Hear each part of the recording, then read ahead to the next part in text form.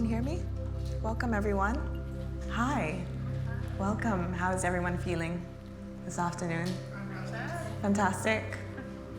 I'm Christina. I'm the founder of So Far, a new media collective and the first curated marketplace for fine and new media artists on the Solana blockchain. I'm here with Andres Reisinger. Did I get your name correct? Yeah. Andres. And he's really one of the most sought after digital artists of today's contemporary world. And I'm going to begin today with Metaverso Meditation, if that's all right with you. I think we're a little bit exhausted from already day 2 of the art fair. And I'd like you to just start to sit. Perhaps if you're crossing your legs, just sit so that you're open and you're relaxed. And put your hands and your phones away. It's okay to miss this on the video. Put your phones away and put them on silent, and put your hands on your laps and just start to tap softly, right and left. You can focus on the screen. This is a work called Plastic Rain, and it was one of the most important and the first significant series of works beginning in 2018 by Andres. And it's a space for healing, a meditative space. And as you quieten your inner self, you start to focus on the screen. Become aware of your breath. And you can also start to align your breath with the tapping, right and left. And when you're ready, just close your eyes softly. Breathe in, breathe out.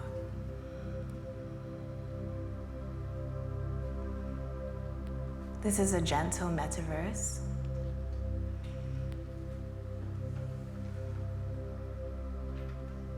It's a calm space.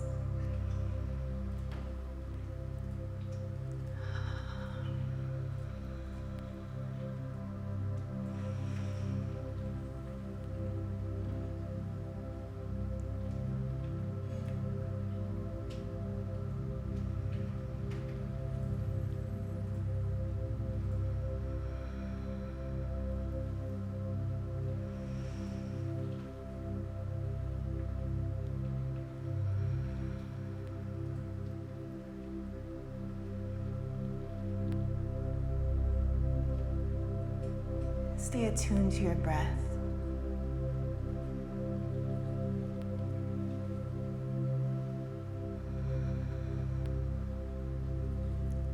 I'm going to take 3 cleansing breaths. So breathe in and heavily sigh out. 1.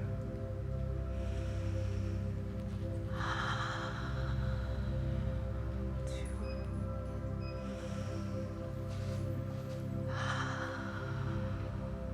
And you can just gently blink your eyes open. Thank you for being here with me and being here with Andres.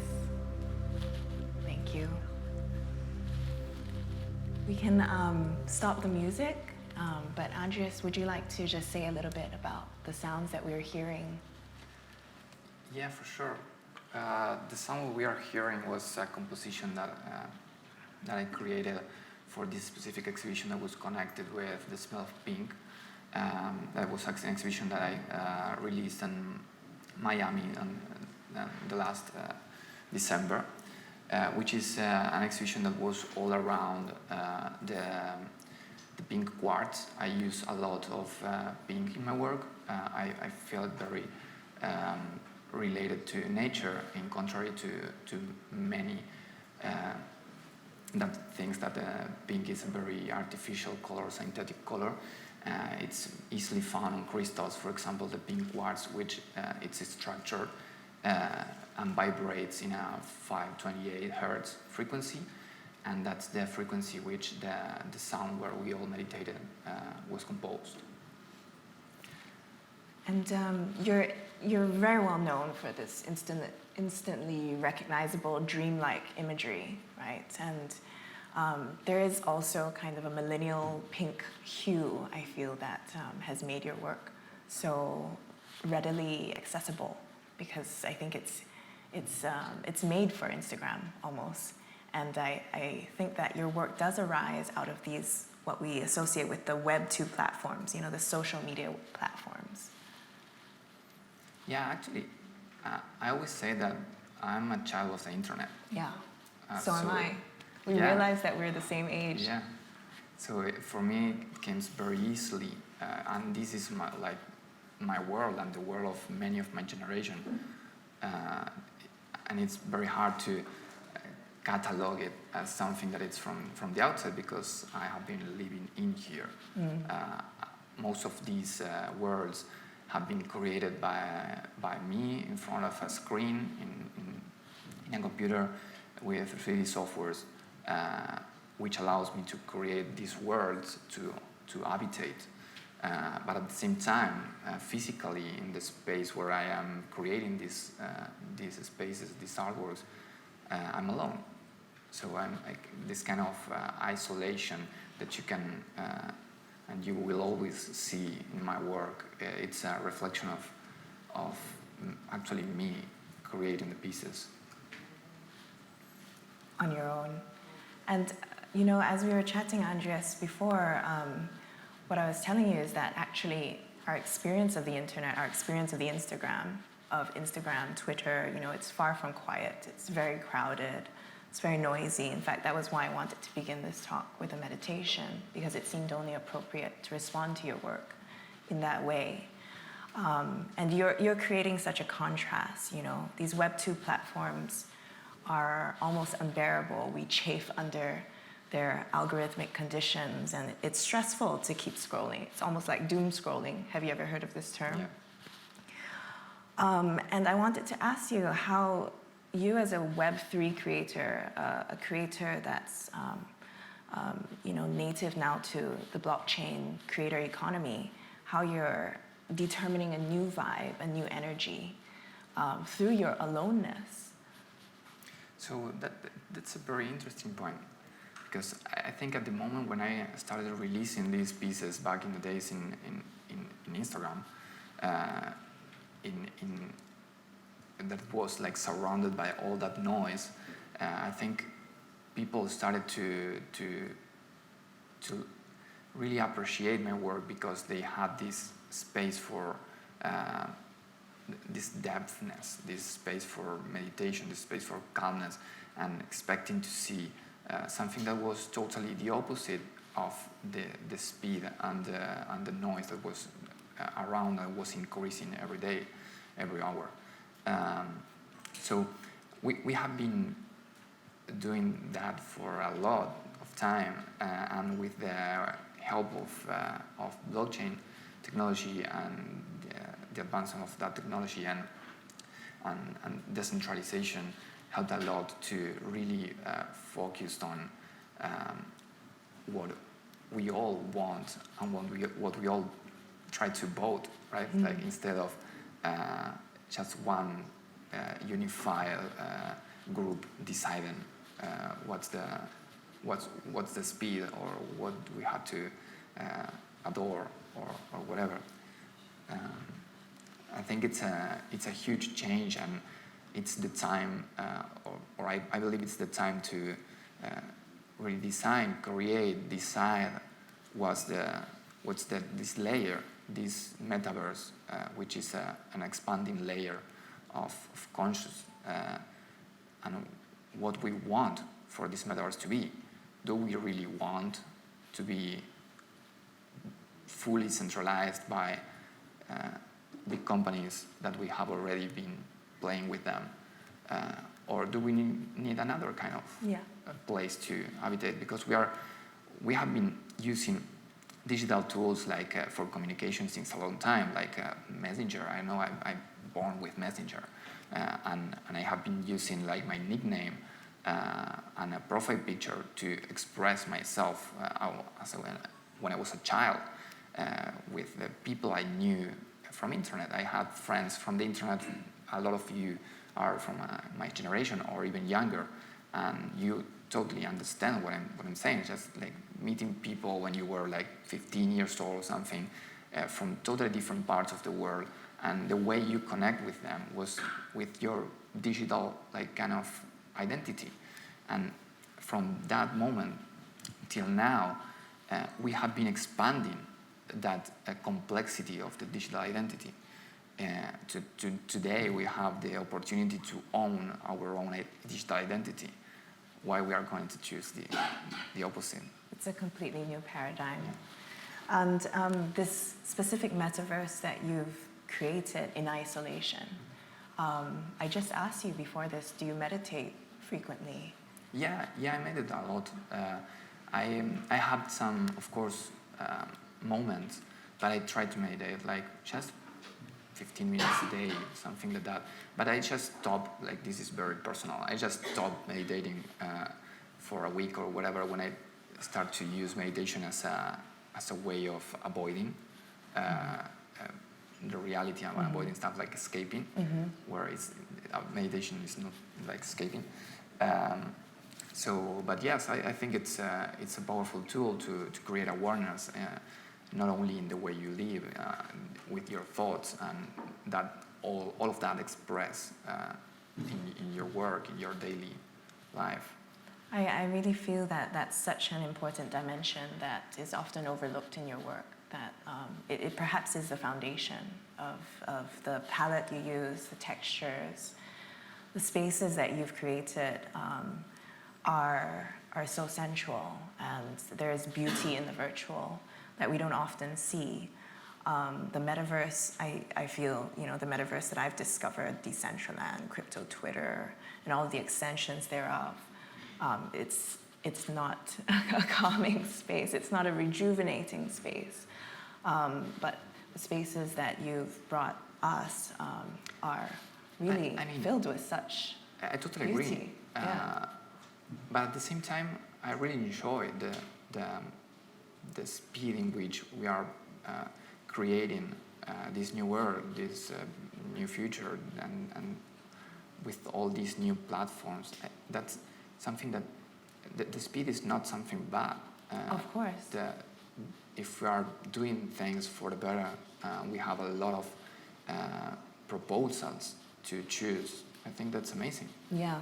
And I think a lot of people are really following this and guided through this new way of approaching the digital identity and the way we live with digital and virtual and our identities throughout our day, because like 80% of the day we are looking at phone.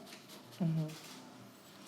I also wanted to now enter into kind of the architectural practice of yours that is completely new, a new environment in the metaverse. We're at the very beginning of this phenomenon. And can you speak a little bit more about where you see this space going and where you see your work growing as architectural concepts in the metaverse? Yeah, of course. Well, I usually use architecture as a way of creating a context where I can live with my digital identity, where I can spend time in there. It's a way of experimenting with the concepts, with different concepts that are not actually directly translated from the physical world we live from nature to the metaverse. This, for example, is a house that I created with Alba de la Fuente, which is an architect from Madrid, and I envisioned this kind of proper house. I mean, it's not like this futuristic sci-fi from the 70s. It's a house that can be actually built anywhere in the world, but I think that opens up many questions about the seasons. For example, I usually work with nature. the mix of the seasons is something that I really got inspired for this work. For why we have to reproduce the seasons in Metaverse, or the times of the season. Why we can't create new seasons, or we can mix different seasons that is impossible to mix them in a real world. Or having a house that from your bedroom you look at the mountains, and in summer and you go to the kitchen and you see like a desert. Or so this kind of idea of really trying to break all of the limitations that we have in the physical world, and expand our consciousness to using these virtual tools, these virtual spaces that can help us to do that. So this house in particular is very common shape. I have done that for a reason, because I think it's the moment from if we go too fast in the development, in the jump, in the connection, in the bridge in between the physical world and our virtual world and this virtual metaverse, we are going to do the same errors that we have done with our cities, which are not very well designed. They will have problems in 100 years or less. Some of the cities in the world already have a lot of problems, and the way they are the urbanization is designed. So I think it's very necessary to start very slow, to migrate things to the metaverse in a very in a way that we already know how things work, and slowly start to corrupt, to transform, to modify that things, and try and test and use the metaverse to really extract some of the trial and error to make our cities better, which is something that we haven't done, and it's crazy because we have been using digital tools for more than 20 years, and we have been creating concepts in digital in order to apply them into physical directly without testing them. We have a lot of digital tools which are amazing. Like we can test the mechanics of fluids, we can test crowds, we can test like a lot of things, and it's not these tools are not being applied into physical world. So I think the metaverse it's a very good tool to help us reorganize our cities in a better way, and a lot of cities are creating their own metaverses for exploring these things. Totally. And this is kind of the reverse process, or? Yeah. For example, this is a project by Mona, which are some partners of me, which they are creating these kind of 3D spaces. And I like this example because it's very simple. It's not the metaverse that we are used to see, where it's like very gamified with a lot of neons and everything looks like Tokyo. It's more like something simple, but at the same time gives you like this sense of space, this sense of exploration of a very simple idea, which is a sun and an architecture. And you have these moments of where you are looking for the light that will guide you. I think it's very inspirational. And this is a metaverse. You can actually habitate this space with many people. We can, all of us, be in this space, for example, at the moment and having this conversation all together, which is beautiful. And it's very interesting, the idea of not putting the focus on the technology advancement, on the graphics, on all of the resources that technology can give us, but instead in the way we feel when we habitate this space. It's really a metaverse not made for gamers, but for humans. Yeah. And because it is so familiar, the lighting is familiar, the angles, the architecture, the way that you move in the space is familiar. That uncanny valley is a softer approach. It's a softer landing, and it doesn't register so much shock. And like you said, it's a slower onboarding process into the digital. Yeah. And through that process, one can learn in reverse and apply into the real world. Yeah, and also it's interesting because we can create the many metaverse we want and we need. And I don't truly believe that. I don't believe that we will have only one metaverse that will rule the world, and we will have so many metaverses. And a pluriverse. Yeah, so that's very important because we already use different platforms to communicate with each other in a digital layer, in a virtual layer. So yeah, for me that's important because I don't usually play video games actually. So for me it's like very distant to play a video game. And being in a metaverse, like we have seen a lot of them at the moment, rising and having success, which is amazing. But most of them have a very gamified aesthetic, which for a lot of us that we are usually related to art or to architecture, creates a lot of noise and creates a lot of retraction or something like that. There's a place for both of these to exist. Yeah. And I think that, the practice of architecture with how it's so conscious of nature as well as embodiment. You embody a space, you make it your home. We do need to speak about a metaverse where you can live, where you can feel comfortable in and cozy. And I do feel that your work is right at the cusp. It's at the beginning of this. Are you perhaps in conversations with other architects and designers who are perhaps curious to start designing as well in the metaverse? Yeah, of course. Just the many possibilities that you have. The idea of just imagine you can create your own house, for example, but also you can create your own season for your house. Like imagine just your house changing the same time the seasons change.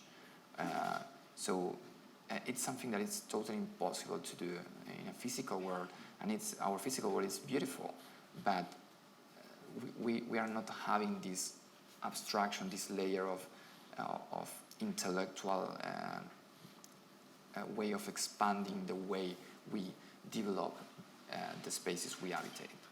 Yeah, it really is a shift in perspective that nature is not dichotomous to the metaverse, but it can have different manifestations and forms. Yeah, I truly believe that.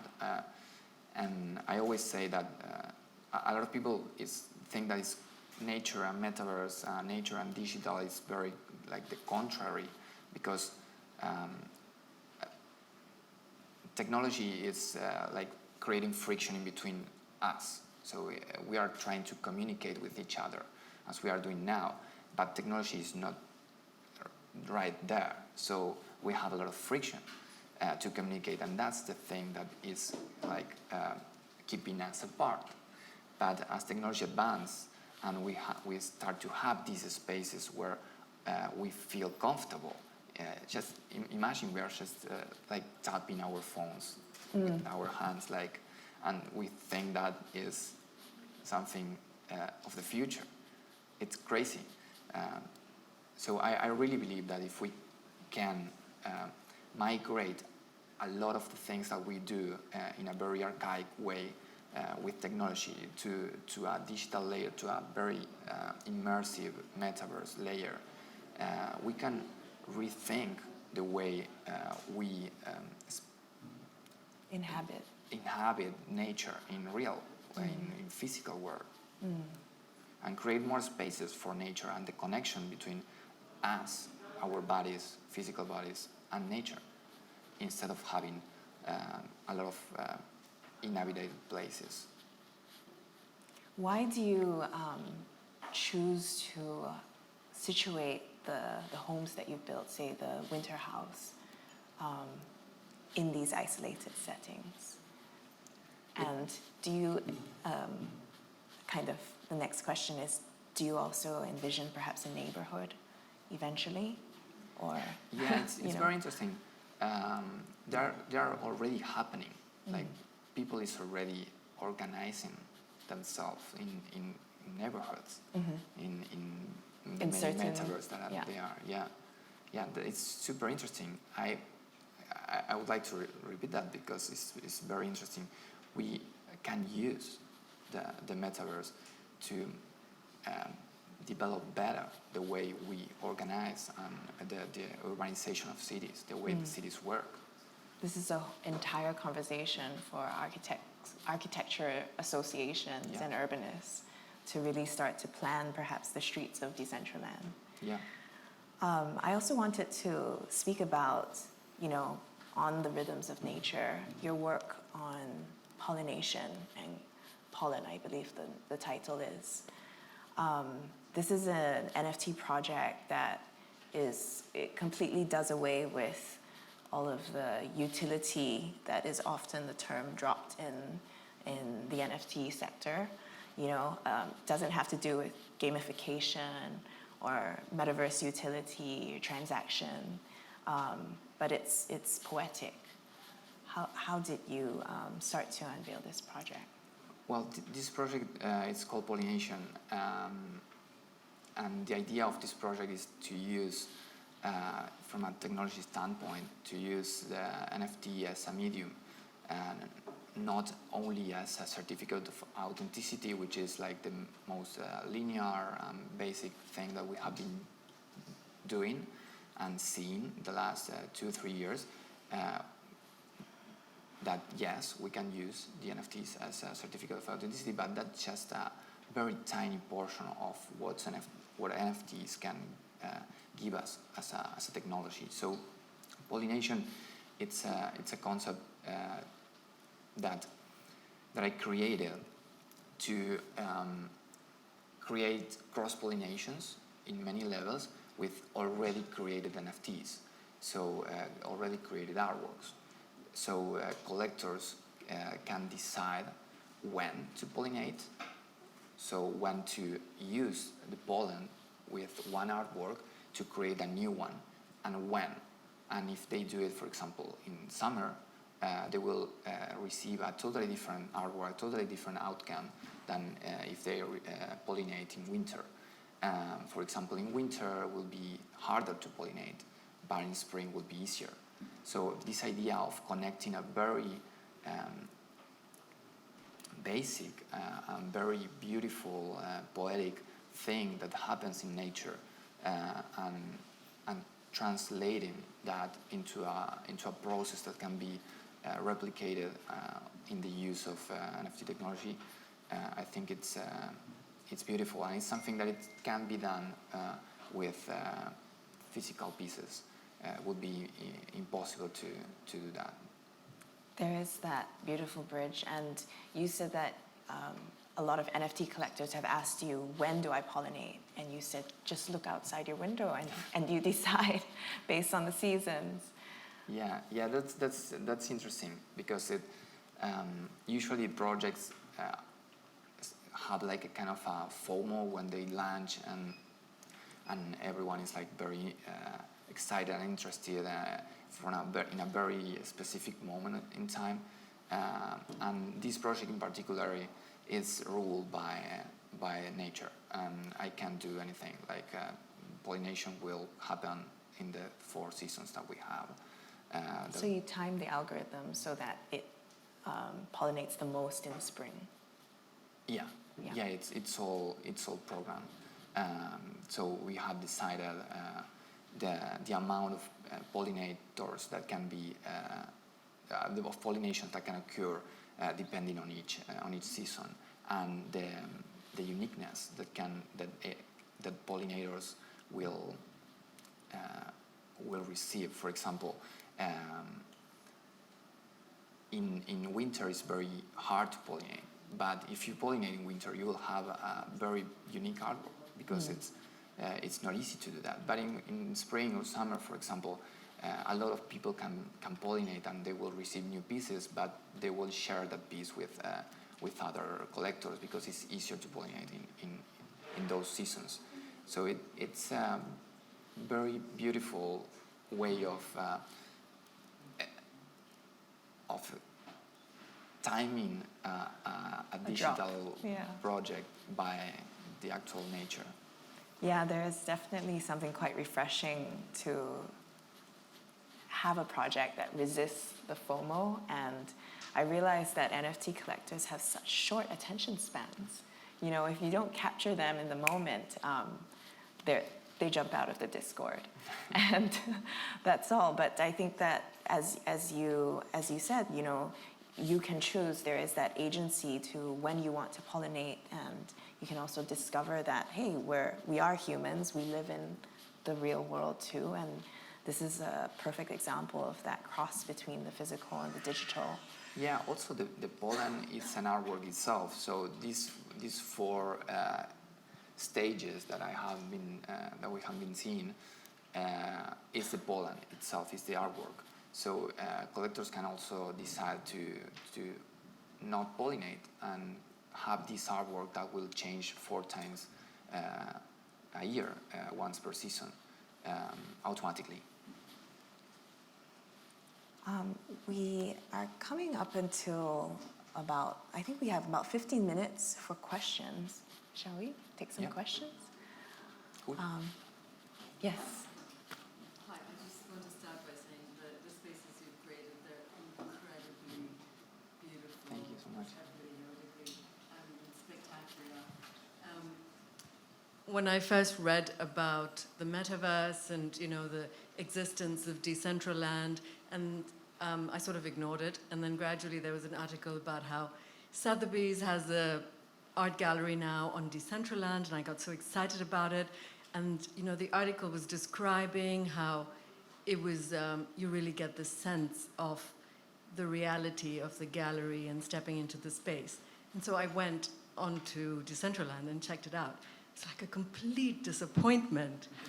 I mean, we it's said that like a high school project. We're at the beginning. So Right, have right. patience. No, absolutely. But when I went on there, I expected to see something like what we've just seen on the screen here, which is spectacular and has, you know, this better than reality quality.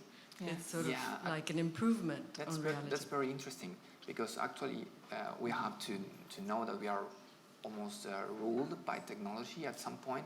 So, for example, Decentraland, which is one of the most popular and more accessible metaverses, and that's why a lot of brands are building there. It's because it's very accessible. So they have to work with the technology that most of the computers and laptops, almost mobiles, can handle.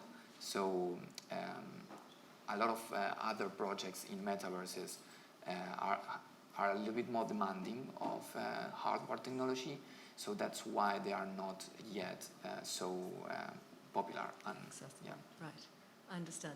So where would I go to see something like that? we can share some links, of course. Yeah. But I usually in my social media account, in Twitter and Instagram, I usually share all of my projects and the way to experiment those. Wonderful. So, I mean, Sotheby's is just an example, but they're choosing a platform like Decentraland just because of accessibility. And so eventually they'll upgrade to looking like that. Is that the hope? That's something that we will have to ask to the Decentraland guys. Yeah. I think it depends. I think it depends a lot on of the metaverse platform. are going to pop up. Yeah. Right. I think what I understand is that it depends on what game engine that metaverse is built on, and to that extent, the quality of the resolution and the rendering, you know, is possible. Now, Decentraland is accessible, and that necessarily requires like a more browser-friendly resolution that isn't as heavy. Right. Yeah. Okay. Thank you. But I mean, to your question, that also makes us think Andres, you must become an ambassador for more architects. We need it in the space. Yeah, for sure. I mean, the space that we've seen, the one with the sun, is accessible for like 99% of the computers available in the market. So it's a totally different experience than jumping on one of the accessible metaverses at the moment. So there are alternatives. The thing is that they are not so popular right now. I understand. So there's no hope of like strutting around on Decentraland and then running into a house like that in the middle of the Alps. It's Well, not I believe they will create a kind of interoperability between metaverses. So it will be very easy to jump from one to the other, like as you jump from one app to the other one in your phone. right. Yes. There will be a pluriverse, portals that can be accessible, I believe, even between blockchains. Yep. Yeah.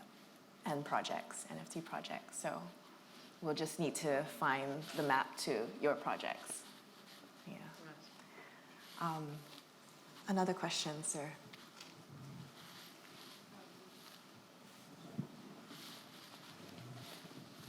Thank you. Lot seeing your work, I have to admit, for the first time, so probably I'm the only one in the room, but I was really fascinated about what you said about your relationship with nature and how you're creating these visual and oral experiences in relation to nature.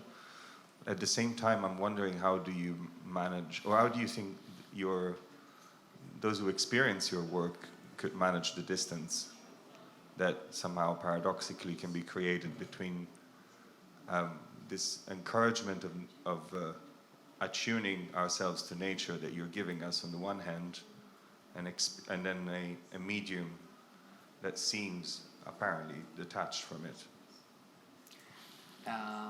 That's interesting. I always think of all digital layers as expanding layers. We are not replacing technology with any kind of technology that we already have in nature. We're just expanding experiences. So I think that's crucial. And again, the technology we are creating, it's advancing at every minute. So I think it's not completely accurate to judge like a vision of how the future can be because of the technology that we have at the moment. So I think that's a common issue of seeing watching or experiencing a metaverse today, and just closing the doors of that metaverse because the technology is not what you expect it to be. But we are all creating something and working on a vision that is far away, far further than the technology we can use today. Oh, yes. So where would the checks and balances be? Sorry? The checks and balances? Yeah, the checks and balances. Where are the checks and balances for this type of creation? Do you understand? Because we come from a very, you can come from order or chaos, and there's like two sides of the spectrum. And obviously, we all want to live in a world of harmony and peace, but sometimes we're creating war. Do you understand? Yeah. But if you can expand a little bit more on that, so I don't have much experience on the NFTs, but from what I saw from my initial introduction online, there's some very disturbing things. And so it's like, yet if it's the same like in the art world, if like somebody's supporting certain art, then it's accepted. Like if it's like, even if it's maybe obscene, do you understand? So when we go into a digital world, you're talking about like expanding the idea of what thought forms can be created, right? Yet inside of our worlds, we have a lot of trauma. We have a lot of chaos, and we want to create a world of harmony and peace and order, not war, right? And division. And so art is reflecting the society we live in. And so there's some responsibility in this idea of being able to create anything to have a checks and balances. What? Yeah, go ahead. Yeah, I just, this is very personal, but I just believe that chaos exists without doing anything, and we have to do positive things instead of the opposite. But that's something that, with technology we can, of course, and communicating, and we have seen that like in the last 10, 15, 20 years. But with technology, like it's a bicycle for the mind and bicycle for creating progress in a lot of fields. So as soon as we are communicated, we are going to sort out many things. It's a very open question and very open discussion. We can spend like years discussing about this. That's just my personal point of view. Technologies can be used for either harm or for good. Yeah, of course. Depending on whose hands they are in. And it's up to us. It's up to the creators. It's up to the users. And I think that that's perhaps a lot of the shift that is happening within this kind of blockchain-enabled generation of the internet, where creators perhaps have more agency over devising those checks and balances. If you've ever heard of, say, a DAO, it comes to mind, where users can now vote. It's a very democratic solution to technology. Yeah. I think this gentleman had a question. Hi, Andres. I saw your work on NFT Gateway, and it's quite beautiful. Just an idea about your choice of marketplace, why you chose NFT Gateway versus, let's say, any other, without naming any other. And your pricing mechanism, for example, there are things in the thousands and few in the millions, which is nice. You're definitely a blue chip artist. But how is that journey came along for you to price things? Your pricing mechanism, how does it work? Yeah, well, that's and the choice of market. Yeah, of course, it's a very good question. That's more like aligned to the market than to my artistic vision. But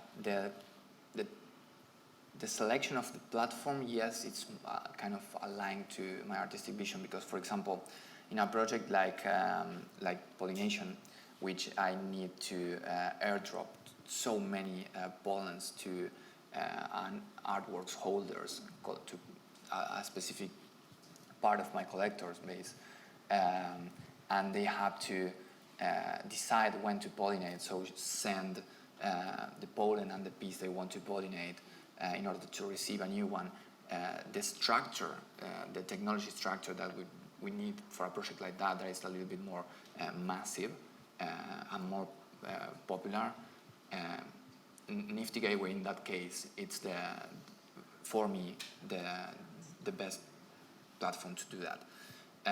But for example, if I release a one-of-a-kind piece which has no editions, I usually use Super Rare, for example. Or Christie's. Yeah, Christie's as an auction house, for example, they released a piece in November, which was actually minted and tokenized in our East, which is Algorand blockchain. So it's pretty much decided by the project itself what the artworks needs, and not because deciding it just randomly. It's very curated because of the artwork's needs. We'll just take one last question. Hi, you're in Dubai for the first time. You're unveiling tonight a gallery collection of your first digital public installation. Can you share with us the process of going to either one side physical or at the other side a digital? And now, for the first time here, for the next few days in Dubai, you're showing something which mixed the two. What's the process behind it? And is it something where you were talking about blurring the lines and then creating the new dialogue between, you know, the different platform. Is that a way for people who still eventually doubt about NFT or the digital world to at least get one step closer to it, having a physical and a digital creation together, speaking to each other? Yeah, that's a good question. Actually, it helps us go into to the next just going part to of end the, on this. yeah, Thank you. of the conversation, which is the project and the artwork that I'm exhibiting tonight with Collectional Gallery, which is a physical and a digital piece, which is designed specifically, like a site of specific to be on the water. And I think the connection in between the digital and the physical, it's much has a lot of depth when you see the water moving. With a digital piece that is also animated, we usually see physical pieces that are static, and I truly believe in this mix, in this expansion of digital being processed as physical objects and physical objects being part of digital worlds. I have been working on that for 3-4 years now. And it's more of a spectrum in your mind. As you said, it's an expanding consciousness. Yeah, I usually say that it's very abstract, but I usually say that my physical works are digital. Like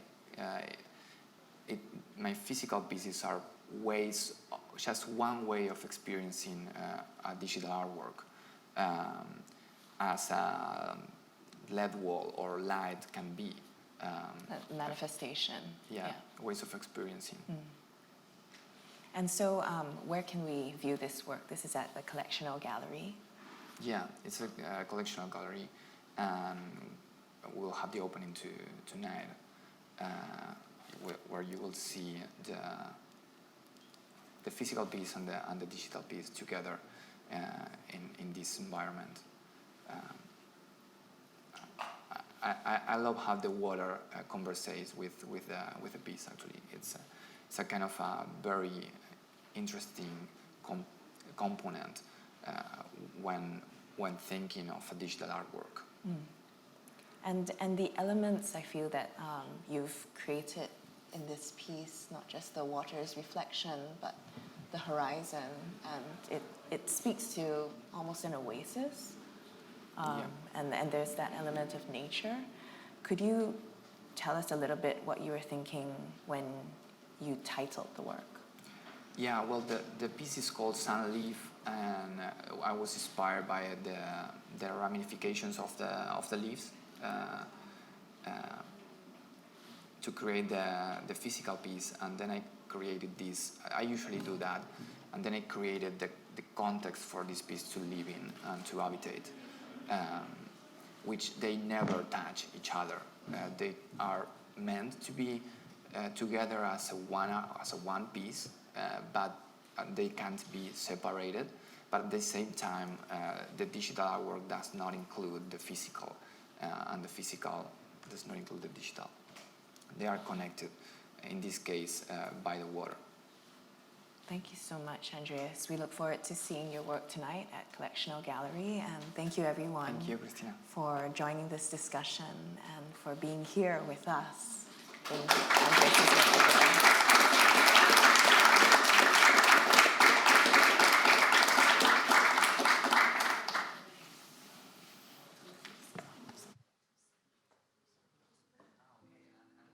Piece will be on show till Sunday. So if anyone wants to come by and pass by during these days till Sunday, I might be around. So. And is it physical works? And NFTs. Yes. It's tomorrow. There's an open house preview from 6 to 8, and the piece will be on display starting tomorrow, open to the public, from 10 to 10. There you go. Eden House. Oh, Eden House. Thank you so much. Thank you.